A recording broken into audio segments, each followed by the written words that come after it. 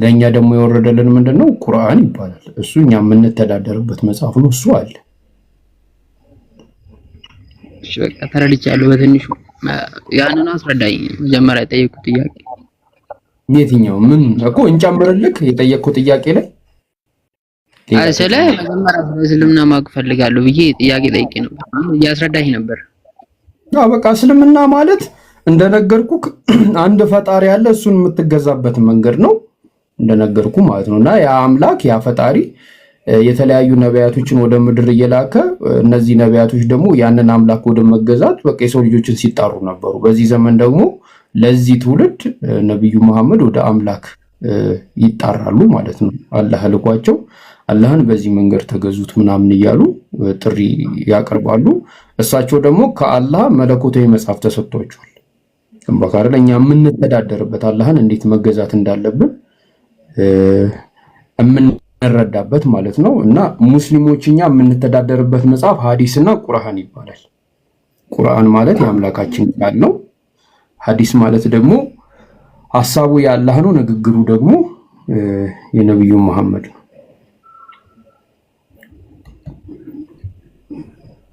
እና እንዳያጥርብክ ኡስታዝ ካለ ጨምርለት።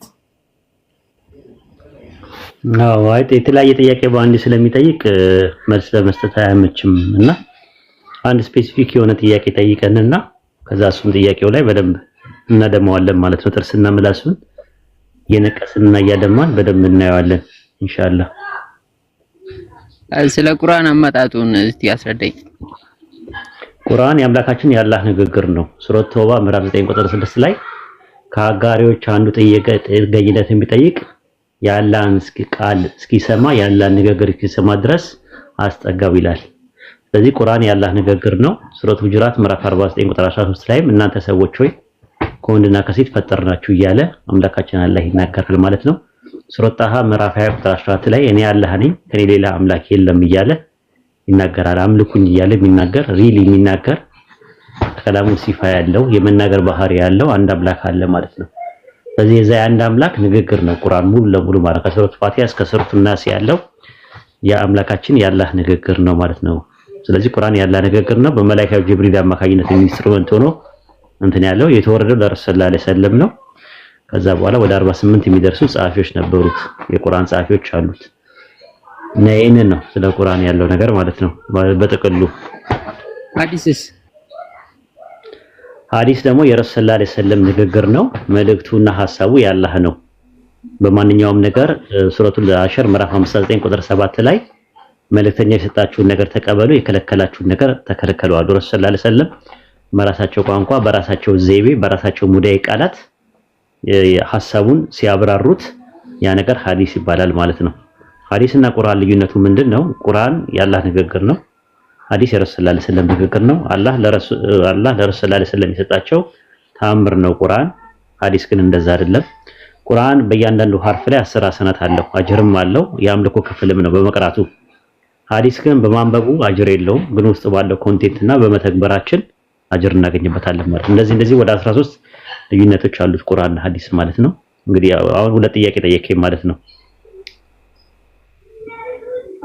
እሺ አሁን በሐዲስ ባላምንስ በቁርአን ብቻ ባላምንስ ለምሳሌ ይላላ እንትን ላይ ሱረቱ አላህን እያመስክ ነው ማለት ነው። አንድ ሰው ቁርአንን ተቀብሎ ሐዲስን ካልተቀበለ በመልእክተኛው ላይ አምፀዋል ማለት ነው።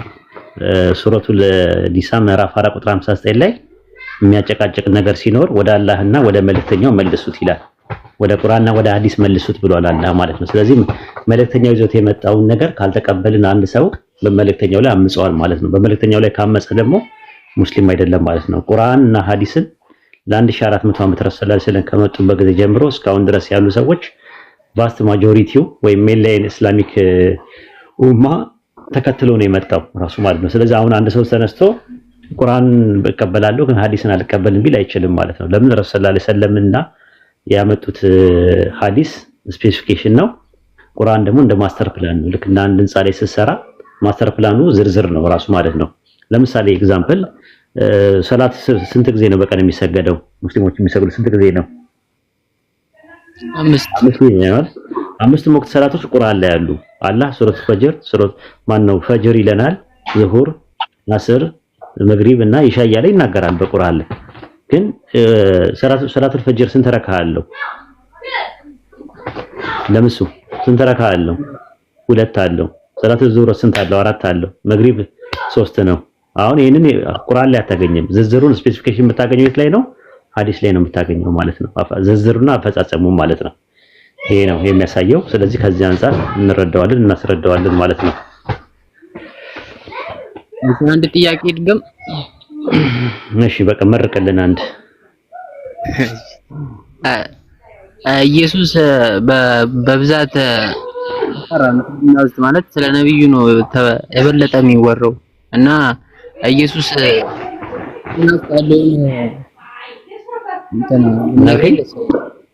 እስልምና ኢየሱስ ምን ኢየሱስ ያለው ቦታ ማለት ኢሳ ኢብኑ መርየም አለይሂ ሰላም ኢየሱስ በእስልምና ያለው ቦታ ኦንቶሎጂካሊ ሰው ነው።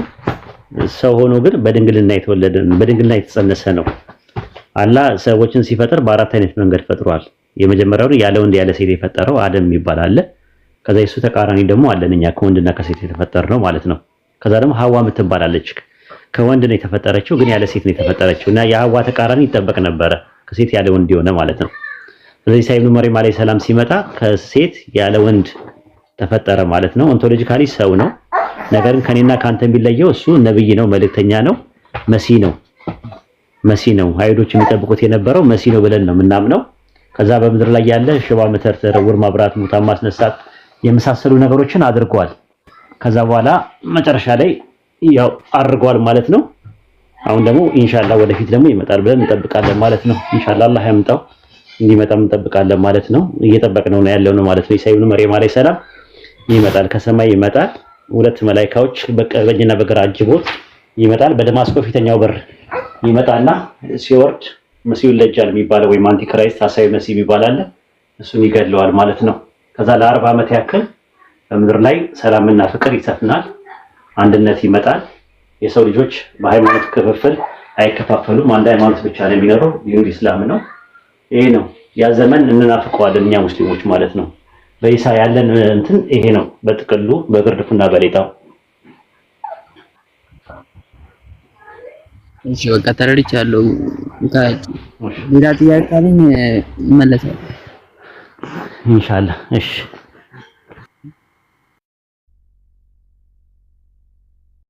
ማጥም ችግር የለውም፣ አባወርድም ችግር የለውም። ቆም ከፈለክ። እሺ ሐሰት እንዴት ናችሁ? ሰላም ነው።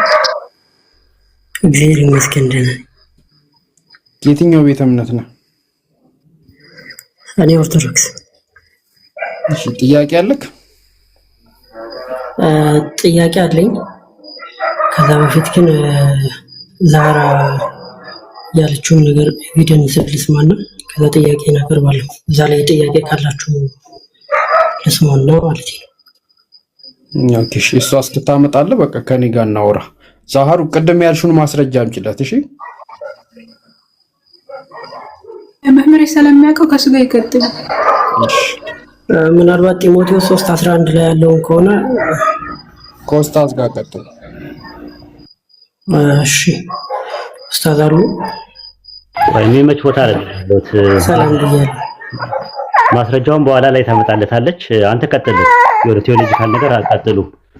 እሺ ኡስታዝ። እሺ እስኪ ጥያቄ ይቀጥሉና በቃ ስትመለሺ እንትን ትያለሽ። እሺ እሺ የኔ ጥያቄ አላህ ላይ ነው ጀሚር። ቀጥልሽ። እሺ በእስልምና ያልተፈጠረ ወይም ፈጣሪ የሚባለው አንድ አካል ነው። እሱም አላህ ብቻ ነው አይደለ? እሺ ቁርአን የአላህ ንግግሩ ነው ሲሉ ሰምቻለሁ። እስቲል አሁን ኡስታዝ ሆይድ እሺ ቁርአን ያልተፈጠረ ይቅርታ ቁርአን የአላህ ቃል ከሆነ የአላህ ቃል የተፈጠረ ነው ወይስ ያልተፈጠረ? እሱን ጥያቄ መልስልኝና ከዛ ቁርአን አላህ ነው ወይስ አይደለም የሚለውን አያይዘህ ንገረኝ። እሺ በቀላል ኤግዛምፕል ላስረዳክ። ማይክን አንሳና ውሻዋን ጸጥ በል ይበላት። ጥያቄ ካላት አስቀድማት ወይ ዞር ለማለት ሞክር። ከዛ እሺ ታች ስለሆነች እኔ ፎቅ ላይ ነኝና እሺ እንትን አሁን ስለ መጀመሪያ ወደ ጥያቄው ከመሄዳችን በፊት ስለ ምንነትና ስለ ማንነት ታውቃለህ? ያ ምንድነው ምንነትና ማንነት? ማንነት አካል ነው። ምንነት ባህሪ ወይም ኢሴንስ ነው። እሺ አትሪቢዩትስ? አትሪቢዩት ኦፍ ጋድ ስትሉ አይደለ ይሄን የምትጠቅሱት? ለምሳሌ ያለ ባህሪ ነው አይደል? ንግግሩ ሳይ ወደሱ ሳይሆን አትሪቢዩት መጀመሪያ ምን እንደሆነ እንግባባ። ማንነት ላይ ተግባባናል። አካል ነው እኔ የሚል አካል፣ ምንነት ደግሞ ኤሰንስ ነው። ተግባባን። አትሪቢዩት ምንድነው? አይ ዶንት ኖ አብራራልኝ እስኪ። እሺ ለምሳሌ እግዚአብሔር ይናገራል አይደለ? ንግግሩ ፈጣሪ ነው ፍጡር ነው? ኦኬ አንድ ነገር አረጋግጣልኝ ይላል። አላህን ከእግዚአብሔር አንፃር ልታብራራልኝ ነው አይደል? ኖ አይ ስለ አትሪቢዩት እንግባባ። አሁን ስለ አትሪቢዩት ስለሆነ የምናወራው አይደለም። ኖ አይደለም። አትሪቢዩት ምን እንደሆነ ላስረዳክ ነው። ስለ አላህም ስለ እግዚአብሔርም ልናወራ አይደለም። ገባ? ምንነትና ማንነት ላይ ተግባባን። አትሪቢዩትን ደግሞ እንዴት ላስረዳክ? ስለዚህ አትሪቢዩትን በሚገባ ቋንቋ ላስረዳክና ልክ አትሪቢዩትን ስንግባባ ወደ እኔ መልስ እመጣልሃለሁ። በቃ አትሪቢዩት ምንድነው ስልክ አልገባህም ማለት። ስለዚህ አትሪቢዩት ምን እንደሆነ ላስረዳክ። እግዚአብሔር አሁን ንግግር አለው አይደል? ንግግሩ ፍጡር ነው ፈጣሪ? ፈጣሪ ነው። ኦኬ ለምሳሌ አንድ ነገር ልንገርህ። ቆይ ስለ እግዚአብሔር ቃል አይደለም የጠየቅኩ፣ ስለ እግዚአብሔር ንግግር ነው። እሺ ኦኬ የእግዚአብሔር ቃል የእግዚአብሔር ንግግር ፈጣሪ ነው? አዎ። እሺ ስለዚህ ሰማይና ምድርን የፈጠረው የእግዚአብሔር ንግግር ነው ወይስ እግዚአብሔር ነው? እግዚአብሔር በቃሉ ነው የፈጠረው እኮ። ማን ነው የፈጠረው?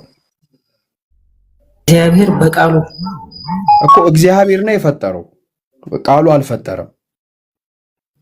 ቃሉ ፈጣሪ ነው ብለን ነው የምናምነው። ኖ ቃሉ አይደለም፣ ንግግር። ስለ ንግግር ነው እያወራሁ ያለው። ቃሉ ማለት ነው። ንግግሩ ቃሉ ነው ጀብር። ለዛ እኮ ነው መጀመሪያ ፕሪሰፖዚሽን እናስቀምጣለን። አላህን ችግር የለውም ማስረዳሃለሁ። እግዚአብሔር ንግግሩ ኢየሱስ ነው እንዴ?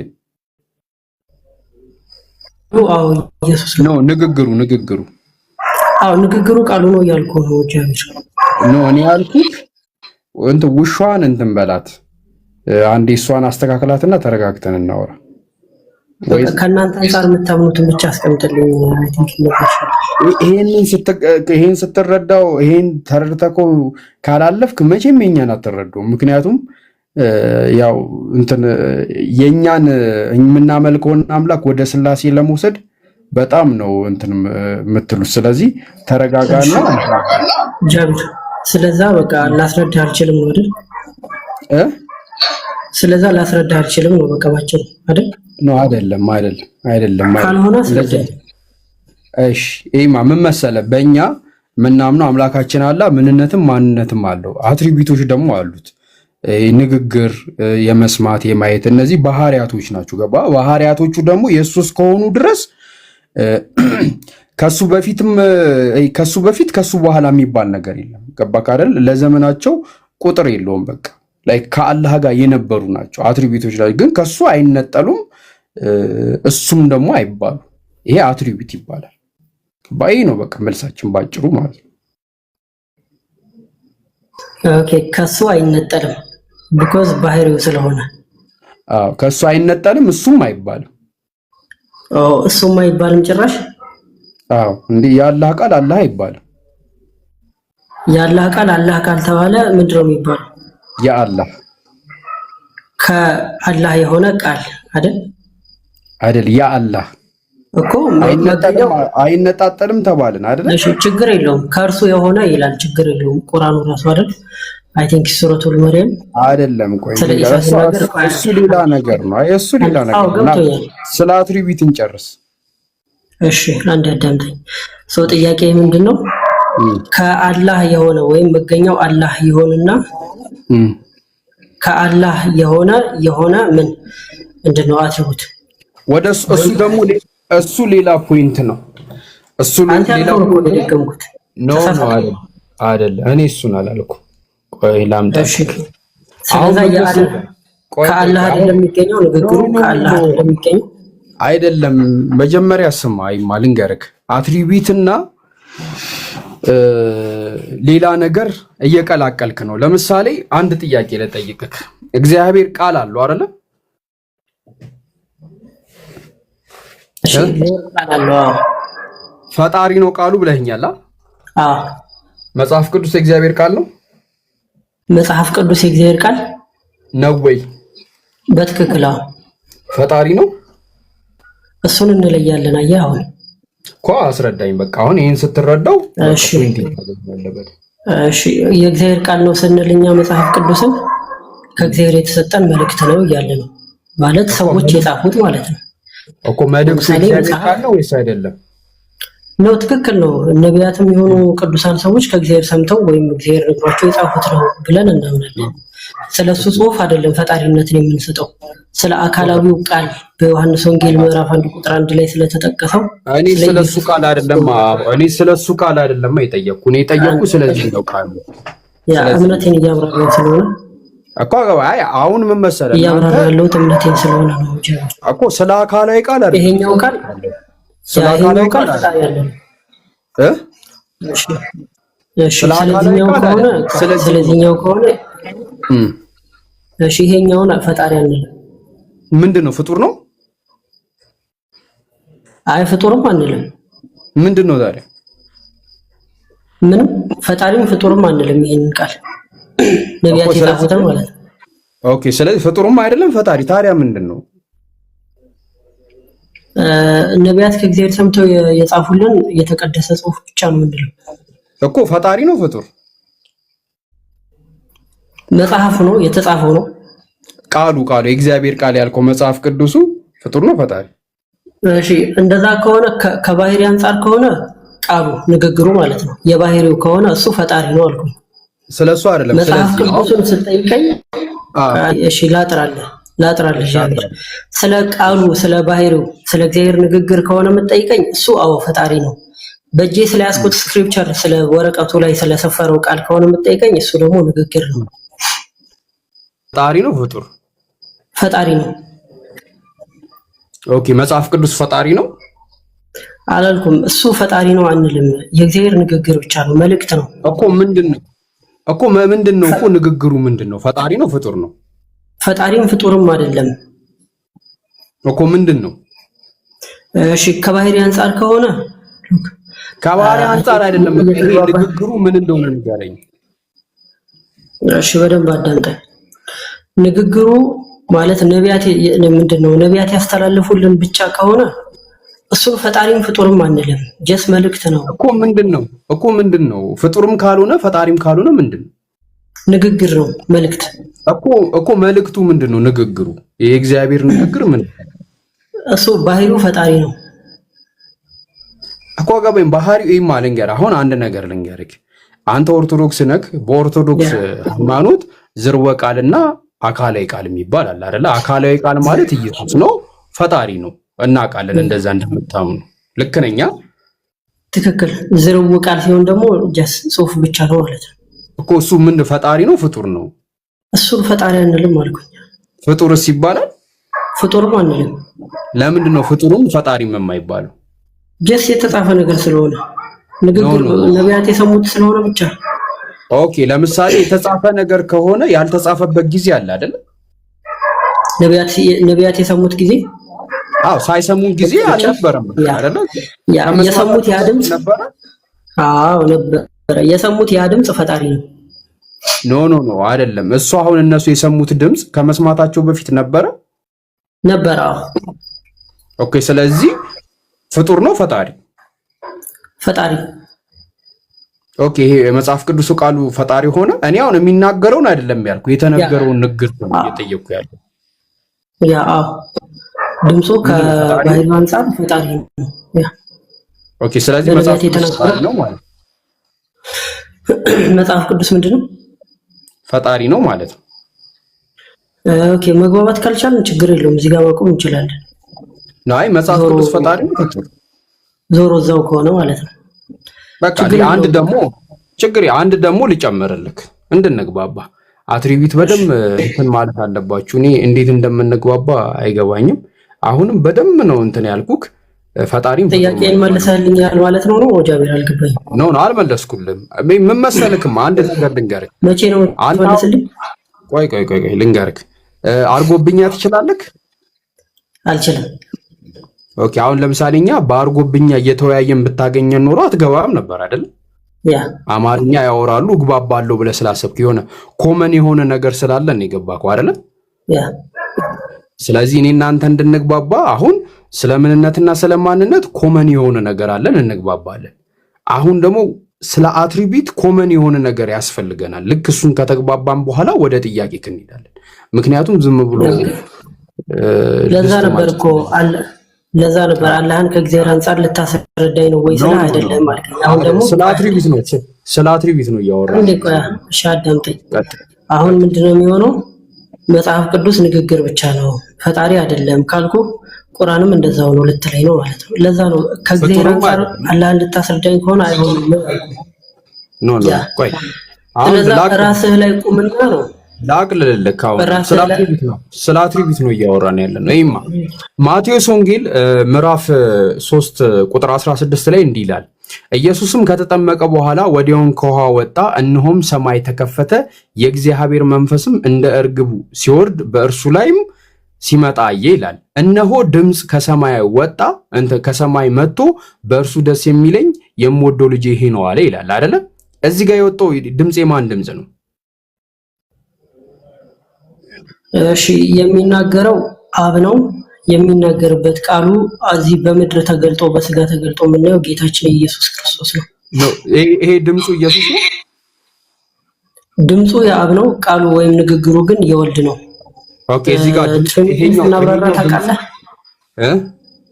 ትሪኒቲን ስናብራራ ወልድ ቃል የሆነና ለአብና ለመንፈስ ቅዱስ ቃላቸው ነው የሚለውን ትምህርታችንን ታውቀዋለህ? አውቀዋለሁ። አብ ሲናገር በወልድ ቃልነት ነው የሚናገረው። ኦኬ ይሄ ድምፁ ማን ነው? ኢየሱስ ነው ድምፁ?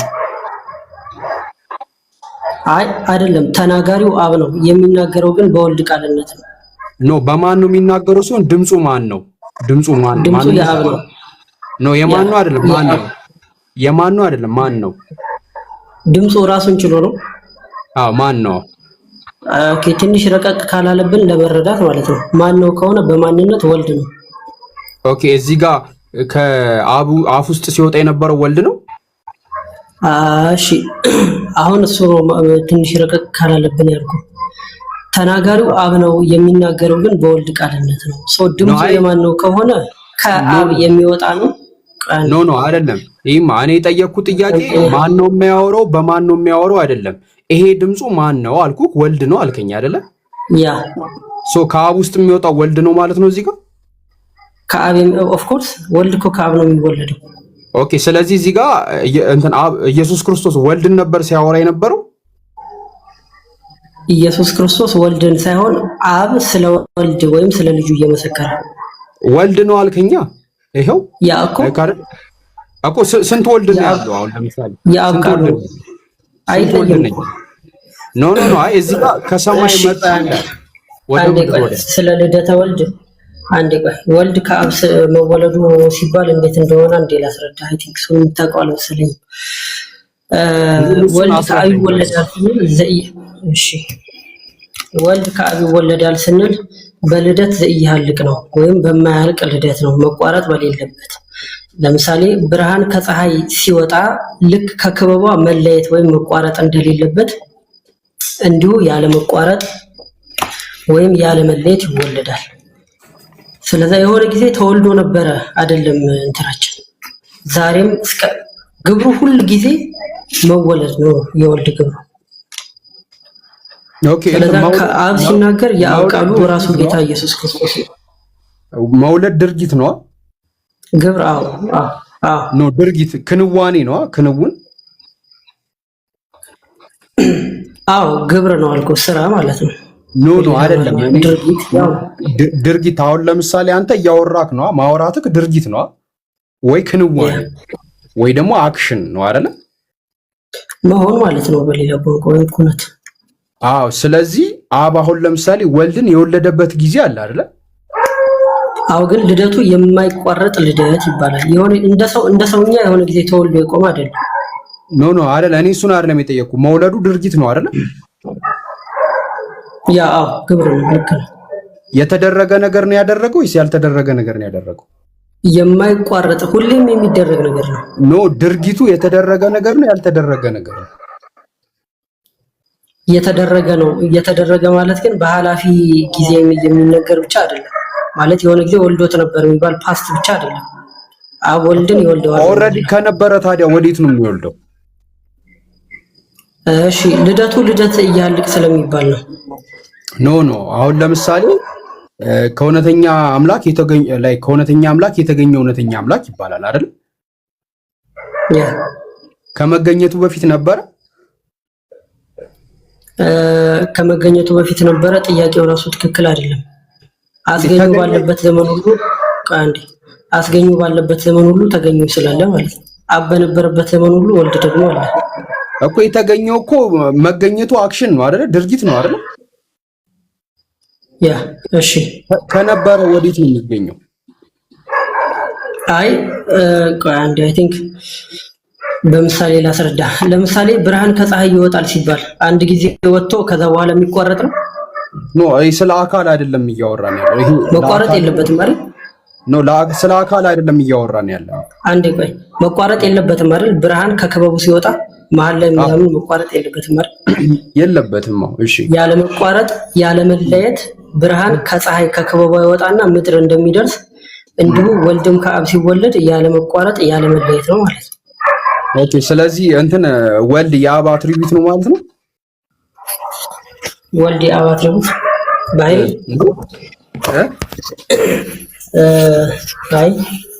አይደለም እኮ ስለ አትሪቢዩት። አሁን እኮ ሁለት ስለተለያዩ ማንነቶች ነው እያወራን ያለ ነው አይደል? ማንነት እኮ ስለዚህ አንደኛው ማንነት ከአንደኛው ማንነት ከመገኘቱ በፊት ነበር። ከመገኘቱ በፊት ተብሎ አይነገርለትም ለአምላክ። ጥያቄው ራሱ ስህተት ነው እኮ። ለአምላክ ከመገኘቱ በፊት ከነበረ ወዴት ነው የሚገኘው? እሱን እኮ ነው የምልህ። ከመገኘቱ በፊት አይባልም ለአምላክ፣ አስገኝ ስለሌለው ማለት ነው እኮ። ታዲያ ተገኘ፣ ታዲያ ለምን ትሉናላችሁ? እሺ ተገኘ ስንል ምን እያልን ነው? ምንድነው? ለምሳሌ አብን ወላዲ፣ ወልድን ተወላዲ፣ መንፈስ ቅዱስን ሰራጺ። የግብር ምንድነው ይሄ ገለጻ ምንድነው የሚባለው በአማርኛ? በስላሴ ያለውን የአካላት ግብር እየተናገርን ነው እንጂ አንዱ ቀድሞ ተገኝቶ ኋላ ደግሞ ሁለተኛ ሌላ የመጣ እንደዛ እያልን አይደለም እኮ። ከነበሩ ከመጀመሪያው አንድ ላይ ከነበሩ ለምንድን ነው አንደኛው ተገኘ አንደኛው አስገኝ የሚሆነው? እሱ እኮ ነው። አስገኝና ተገኝ የሚባሉት ለምሳሌ ከምን አንፃር ነው? ቃል ከልብ ሲገኝ ልብ ቀድሞ ቃል ኋላ የመጣ እንዳልሆነ ሁሉ ልብና ቃል አንዴ እንደሚገኙ እንዲሁ ወልድ ከአብ ተወለደ የሚለውን ለማስረዳት ነው እንጂ በኋላ መጣ ለማለት አይደለም። የዘመን መቀዳደምን አናስቀምጥም ማለት ነው። እሺ አንድ በጣም ቀላል ጥያቄ ልጠይቅህ። አብ ወልድ ወልዶታል ነው? አራቶ ሙሳና ጃቢር ግን ቆይ የኔ ጥያቄ ነው የሚመለሰው። እይ ማለት ጋር ካው መሰለህ ምን አልከኝ መሰለህ? አብ ወልድን ወልዶታል አይደል? እሺ ቀጥል። እሺ ስለዚህ አምላክ አምላክን ወልዷል አይደል? አዎ ግብር ከሆነ ማለት ነው። አምላክ አምላክን ሲወልድ ይሄ የወለደው አምላክ ራሱን ነው የወለደው ወይስ ሌላ አምላክ ነው የወለደው? እስኪ ምን አምላክ አምላክን ሲወልድ ይሄ የወለደው አምላክ ራሱን ነው የወለደው ወይስ ሌላ አምላክ ነው የወለደው? ማን ነው አምላክን ወለደ ብሎ የነገረው? ኦኬ። በእናንተ ሃይማኖት አምላክን ወለደ ተብሎ ይታመናል? አክቹዋሊ ሰማሁም እስከዛሬ እንደዛ የሚባል የአስተማሪዎች ማስረጃ አለኝ። አምላክን ወለደ ተብሎ ልክ ሰውን እንደሚወልደው እግዚአብሔርን ይወልዳል ተብሎ ይታመናል በእናንተ። እሺ ቆይ አንዴ፣ አምላክን ወለደ የሚል ነው ያለው? እንደዛ አይነት ነገር አለ በቤተክርስቲያን? እግዚአብሔርን ወለደ የሚል እሰጥሃለሁ። የእናንተ በጣም ትልቅ መምህር እንዲህ ሲያስተምሩ አለ። ከፈለክ ጥያቄ ተጠይቁ። አይ አሁን የሰው ንግግር ምናምን አይደለም። የቤተክርስቲያን የሆኑ ታላላቅ መምህር ኤፍሬም ከነመረጃው ከፍትላለሁ ከነመረጃው ሲያወሩ አለ።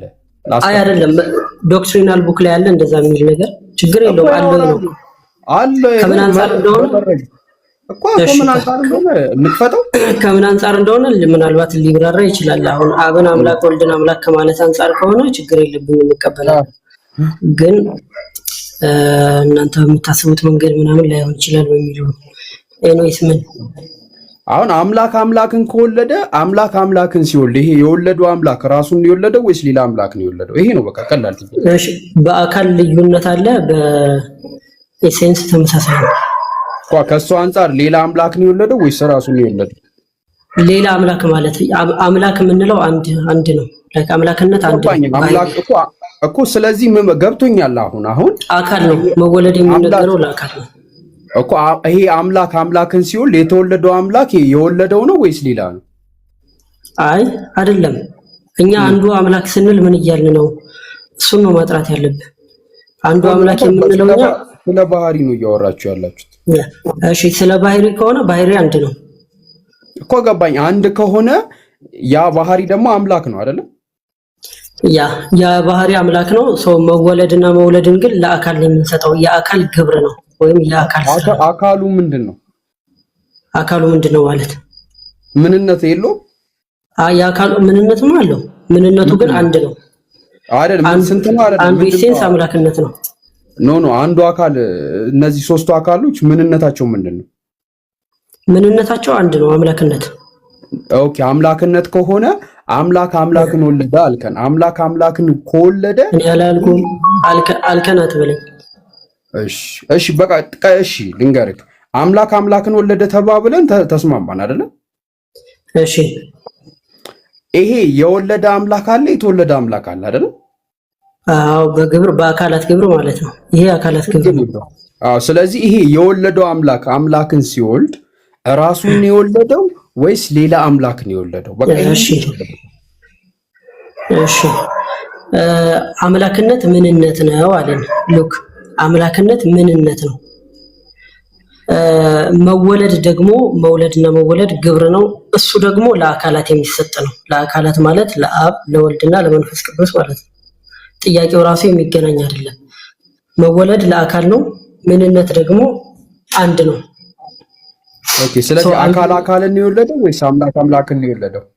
ያ መወለድ ለአካላት ነው የምንሰጠው። አብ ወልድን ይወልደዋል። ኦኬ አካል ነው የተወላለደው ደግሞ ያሰርጸዋል። አካል ነው የተወላለደው። አንድ ቀን እሺ አብ ወልድን ይወልደዋል፣ መንፈስ ቅዱስን ያሰርጸዋል። በሶስቱ አካላት ውስጥ ግን ፉሊ ሰብሲስት የሚያደርገው አንዱ ኢሴንስ ወይም አንዱ መለኮት ነው። ኦኬ አሁን አንዱ መለኮት ነው ማንነት ሶስት ነው ማለት ነው። አንዱ መለኮት ማን ነው? ለባህሪው ስም የለውም። ኦኬ አይ ማን ነው? ማንነት የለውም።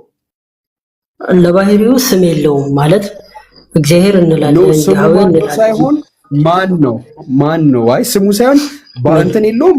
ፐርሰን አይደለም ይሄ አንዱ መለኮት ፐርሰን የለውም።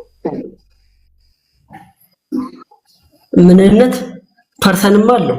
ያሉት ፐርሰኖች ሶስት ናቸው። ማን ነው? አንዱ መለኮት ማን ነው? ኦኬ አብ ወልድ መንፈስ ቅዱስ። ኦኬ እነሱ ናቸው መለኮቶቹ? አይ አይደለም። አብ ወልድ መንፈስ ቅዱስ ነው አንዱ አካል። ይቅርታ አንዱ አምላክ። አንዱ አምላክ ስንል ኢሴንሱ ወይም ባህሪው አንድ ነው። አካላቱ ሶስት አካላቶች ናቸው። አካላቶቹ ሲሆን እኔ መለኮቱ ማን ነው? ይሄ አንዱ መለኮት የተባለው ማን ነው? እግዚአብሔር ነው። ኦኬ ስለዚህ አብ እግዚአብሔር አይደለም ማለት ነው? አይ እግዚአብሔር የምንለው ሶስቱንም ነው። ኦኬ አንዱ መለኮትስ ማን ነው? አንዱ እግዚአብሔር እኮ ሶስቱም እግዚአብሔር የምንለው አልከኝ። እኔ አሁን ደግሞ ስለ አንዱ መለኮት ነው ጥያቄ። ስለ አንዱ መለኮት ከሆነ ጥያቄ አንዱ እግዚአብሔር ነው። አንዱ እግዚአብሔር የምንለው አንድ የምንለው ባህሪን ነው። ባህሪን ቆጥረን አይደለም። እሺ አንዱ እግዚአብሔር ልጅ አለው? አንዱ እግዚአብሔር ልጅ አለው? ያ አብንም ወልድንም መንፈስ ቅዱስንም ነው አልኩኝ እኮ ገባኝ። አንዱ እግዚአብሔር ልጅ አለው? ኦፍ ኮርስ አዎ። አባትስ አለው? አዎ አለው። ኦኬ አንዱ እግዚአብሔር አባትም ልጅም አለው? አለው ሳይሆን እንደዛ ይባላል ተብሎ ይነገራል። አባት ሲባል አብን፣ ልጅ ሲባል ወልድን ማለት ነው። ኦኬ። ስለዚህ እግዚአብሔር ልጅም አለው አባትም አለው ማለት ነው። ልጅም አለው አባትም አለው፣ ወይም ልጅም አባትም ተብሎ ልጅ አለው ሲባል ለአብ ነው፣ አባት አለው ሲባል ለወልድ ነው። ኦኬ። አንተ የምታመልከው አንዱ አምላክ ልጅ አለው ወይስ አባት አለው? ሁለቱንም አለው። ልጅም አባትም የባህሪ ህይወትም መንፈስ ቅዱስ ማለት ነው። ሶስቱንም አካላት አንድ ላይ። ኦኬ። አንዱ አምላክ ልጅ ያለው ማን ነው? አብ። ኦኬ። አባትስ ያለው? ወልድ። ኦኬ። ስለዚህ ይሄ አንዱ አምላክ ያልከው አብ እሱ አባት የለውም? አባትም አለው። አባት ያለው አብ ነው አልኩ። ልጅ የሚነገርለት ለአብ ነው። አባት የሚነገርለት ለወልድ ነው። አብ አባት አለው ወይ? የለው። ዳይተልሳን ነው። አባት ያለው ወልድ ነው። ኦኬ። ስለዚህ አባት የሌለው አምላክ አለክ ማለት ነው። አባት የሌለው አምላክ አለካ? አባት የሌለው አምላክ ለአብ ነው እኮ። አብ አባት አለው እንዴ? ለአብ እንደዛ የለውም፣ አባት የለውም እኮ። ስለዚህ አባት የሌለው አምላክ አለክ ማለት ነው። ለአብ አባት የለውም አምላክ ሳይሆን አሁን አባትነት ልጅነት የሚለውን የምንሰጠው ለአካል ነው። አምላክነት የሚለው ምንነት ነው። አምላክ ነው ልጅ ያለው ወይስ አካል ነው ልጅ ያለው? አካል። ኦኬ። እንጂ አካል ሲባል ግን ከመለኮት የተለየ አይደለም እኮ። ስለዚህ አካል ነው እንጂ ልጅ ያለው አምላክ ልጅ ከንቺ ሰው አያላልኩም እኮ። ግብር የሚሰጠው ለአካላት ነው ያልኩት እኮ። ገባኝ። ልጁ ያምላኩ ነው ወይስ አካሉ ነው? በጣም እያደከምከኝ ነው ጃቢር። አይደለም። እኔ እኮ ምን መሰለህ አምላክ ልጅ አለው አልከኝ። ከዛ እሺ ብዬ ሲል አይ የአምላክ አይደለም የአካሉ ነው አልከኝ። አሁን ልጅ ያለው አካሉ ነው ወይስ አምላኩ ነው? እሺ ልጅነት አባትነት የሚለው ስም የሚሰጠው ለአካላት ነው። አምላክነት ወይም ምንነት አንድ ነው። ስለዚህ አባትም ልጅም መንፈስ ቅዱስም አንዱ አምላክ ነው የሚባለው እኮ። ገባኝ። ስለዚህ አምላክ ልጅ አለው ወይስ አካል ልጅ አለው? አይ ቲንክ ይቀርሳል። አደከምከኝ። በቃ ስላላ ልንገርክ። በቃ አይዞህ፣ እንዲማ እንድደክም አልፈልግም። እሺ ቅድም ባመጣጥከው መሰረት ልመልስልህ። የአንተ ጥያቄ በጣም ቀላል ጥያቄ ነው።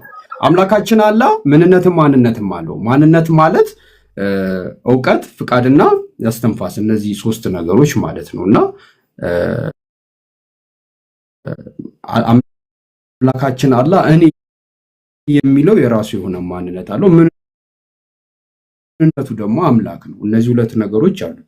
ከዛ አምላካችን አላህ ደግሞ አትሪቢዩት አሉት። አትሪቢዩቱ አንዱ ቃሉ ንግግሩ ነው። ገባ?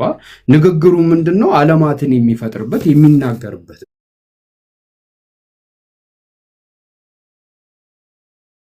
ገባ ካለ ስለዚህ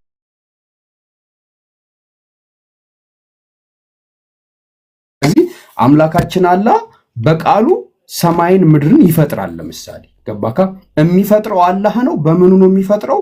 በቃሉ ገባካ አይደለ? ስለዚህ ይሄ ቃሉ ኢንስትሩመንቱ ወይ ደግሞ አትሪቢዩቱ ነው። ገባካ? አሁን ለምሳሌ በቀላሉ ባስረዳ፣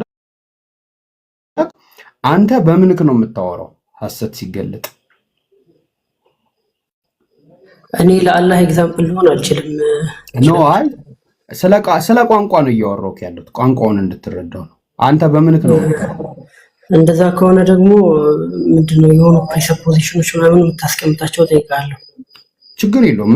በስነ ስርዓት እኔ አሁን ምን መሰለክማ፣ የሆነ ባልተረዳህበት ቋንቋ የሆነ ነገር ነው ያልጭንብህም። መጀመሪያ ግራውንድ እንይዛለን፣ እዛ ግራውንድ ላይ እንግባባለን። አንተ በምን ነው የምታወራው? ኦኬ እኔ የማወራው ንግግሬ ከሆነ በቃሌ ነው።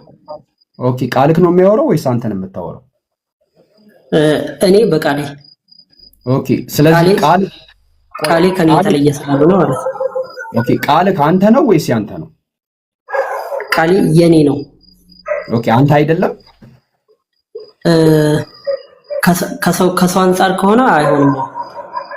አንተ አይደለም ቃልክ? እኔ አይደለም። ማን ነው? የኔ እኮ ያንተ ማን? የኔ ባህሪ ነው እኮ አይደለም። አሁን ቃልህ አንተ አይደለም አይደለ? አዎ ቃሌ አይደለም። አዎ አንተ ሌላ ሰው ነህ። ቃልህ ማን ነው? ቃሌ የኔ ባህሪ ነው እኮ አንተ ሌላ ሰው ነህ እኮ። አሁን ቃሉ አንተ አይደለም። ቃልህ አንተ አይደለም አይደለ? አዎ እኔ አይደለም። ኦኬ አንተ ካይደለ አንተ ሌላ ነው፣ ቃልህ ሌላ ነው አይደለ? ቃልህ ማን ነው? የኔ የማን ነው አላልኩም። ማን ነው? ቃሌ ነው። ማን ራሱን ችሎ ማንነት የለውም እኮ። አንተ ካልሆነ ታዲያ ማን ነው ቃልህ?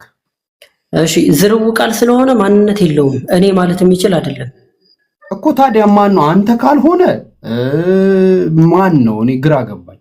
እሺ የኔ ላስረዳ። እሺ እኔ አሁን ለምሳሌ በቃል ይናገራሉ። በቃል ስናገር ይሄ ቃሌ እኔም አይባልም ወይ ደግሞ እኔም አይደለሁም አይባልም። የኔ ነው። ገባካ አይደለ?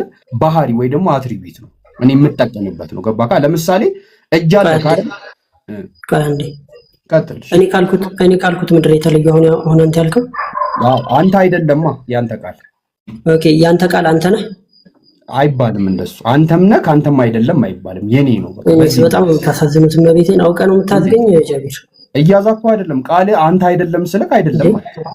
እሺ እኔ ያልኩት ምንድን ነው? ከኔ የተለየ ነገር እኮ አይደለም ያስቀመጥከው። ኤኒዌይስ እሺ ወደ ቦይ ካንተ አለኝ መሰለህ። ያንተ ንግግርህ ካንተ አይነጠልም አንተም ነው አይባልም። ገባህ? ያንተ በሚለው ነው የሚዘጋው። ገባህ? ሌላም መሄድ እንችላለን ከፈለክ። ሌላ ኤግዛምፕሉን ተወውና አላህን የሚመስለው ስለሌለ ራሱ ላይ ቆመህ አብራራልኝ። የአላህ ቃሉ አላህም አይደለም የአላህም አይደለም። ኖ የአላህ ነው። ኦኬ የአላህ ነው። የአላህ ባህል ከአላህ አይነጠልም። ገባህ? ከአላህ አይነጠልም። አትነጠል የሚቦጨቅ ነገር አይደለም። ምክንያቱም ማንነት ስለሌለው ማለት ነው። ገባህ? አሁን ለምሳሌ አንተ የእግዚአብሔር ቃል ስትል ይሄ የእግዚአብሔር ቃል ይሄ እግዚአብሔር ካልከው የተነጠለ ማንነት አለ። ስለዚህ ትክክል ገብቶኛል። እሺ ስለዚህ የአላህ ባህሪው ስላልሆነ ስለሆነ የተፈጠረ አይደለም ማለት ነው፣ ወይም አንክሪኤትድ ነው ማለት ነው። ማንነት የለውም። ወዴት ነው የሚፈጠረው? እሺ ሉክ ምንድነው ቃሉ አላህ አይደለም አልከኝ። ተሳሳትክ? የአላህ ነው። እሺ ቃሉ አላህ ካልሆነ እና ደግሞ ያልተፈጠረ ከሆነ ሁለት ያልተፈጠሩ ነገሮች አሉ ማለት ነው እስልምና ውስጥ። ማንና አላህና የአላህ ቃል። የአላህ ቃል ማን ነው? እሱ ነው የኔም ጥያቄ። ባህሪው ነው አልከኝ። ማንነት የለውም። አሁን ተፈጠረ የምትለው ነገር ማንነት የለውም። እሺ ማንነት የለውም ማለት እኔ ባይ አይደለም ማለት ነው አይደል? አዎ የአላህ ቃሉ እኔ ባይ አይደለም። ሉክ የአላህ ቃሉ እኔ ባይ አይደለም ወይም አካል የለውም ማለት ያለ አካል ባህሪ ኤግዚስት ያደርጋል እያልከኝ ነው። አትሪቢዩት ነው የአላህ ነው እኮ። አዎ ገብቶኛል። ባህሪው ኤግዚስት አድርጓል እያልከኝ ነው ያለ አካል። ያለ አካል ሲሆን ማንነት የለውም፣ አትሪቢዩት ነው። ቅድም እኮ መልሽ ማንነት ማለት እኮ አካል ነው እኮ። የለውም ሰው ያለ አካል ባህሪ ኤግዚስት ያደርጋል እያልከኝ ነው።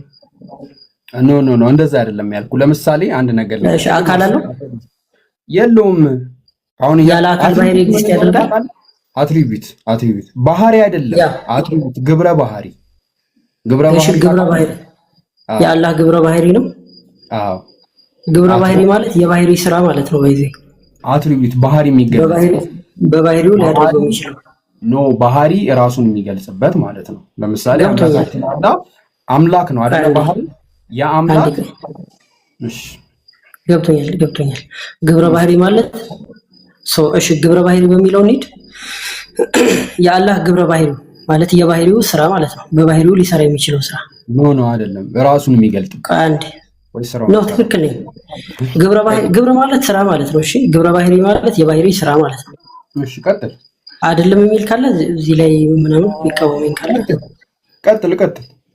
እሺ አላህ በባህሪው የሚሰራው ማለት ነው፣ ወይም በአላህ ባህሪ የሚሰራ ማለት ነው። እሺ የአላህ ባህሪ የተፈጠረ አይደለም አልከኝ፣ አላህም አይደለም አልከኝ። ስለዚህ ከአላህ የተለየ ነው።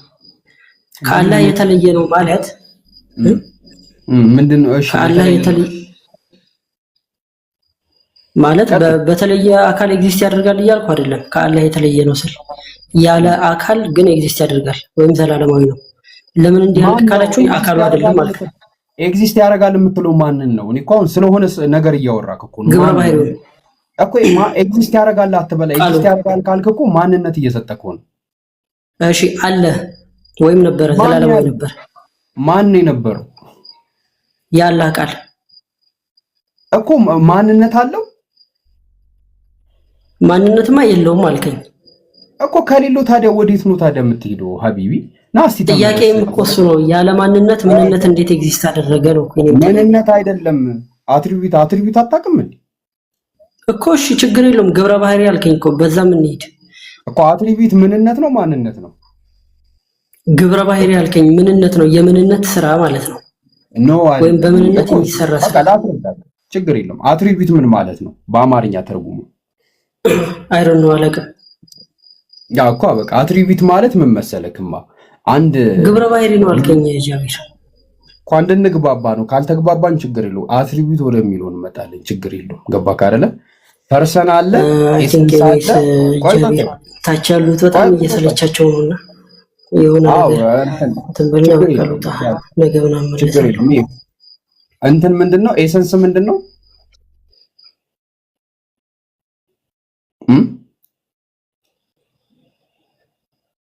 ሐሰት ሲገለጥ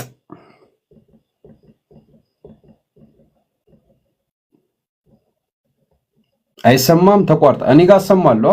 አረያ ማለት ያ ተሰማለህ አንተ እሱ ጋር ነው። እኛ ጋር ስላሴ የለም ከይቅርታ ጋር ማለት መረዳት ቢፈልግ ኖሮ ቅድም መጽሐፍ ቅዱስ ላይ ያወራ ነው ወሬ በቂ ነበረ። መጽሐፍ ቅዱስ ፍጡሩም ፈጣሪም አይባልም ማለት ምክንያቱም የእግዚአብሔር ዝርወ ቃል ነው አለና እኛ ጋር ስላሴ የለም። በጣም ከይቅርታ ጋር ነው። ጨርሰናል ምናምን አይደለም፣ ጭራሽ የለም ነበር። ጭራሽ የለምም አይኖርምም። ወደፊት አናስገባ። ኡስታዝ ሰላም አለይኩም። ወአለይኩም ሰላም ወራህመቱላህ። ጃኺ እንዴት ናችሁ? ሰላም አለይኩም ወራህመቱላህ ወበረካቱ። ወአለይኩም ሰላም ወራህመቱላህ ወበረካቱ። እንዴት ነው?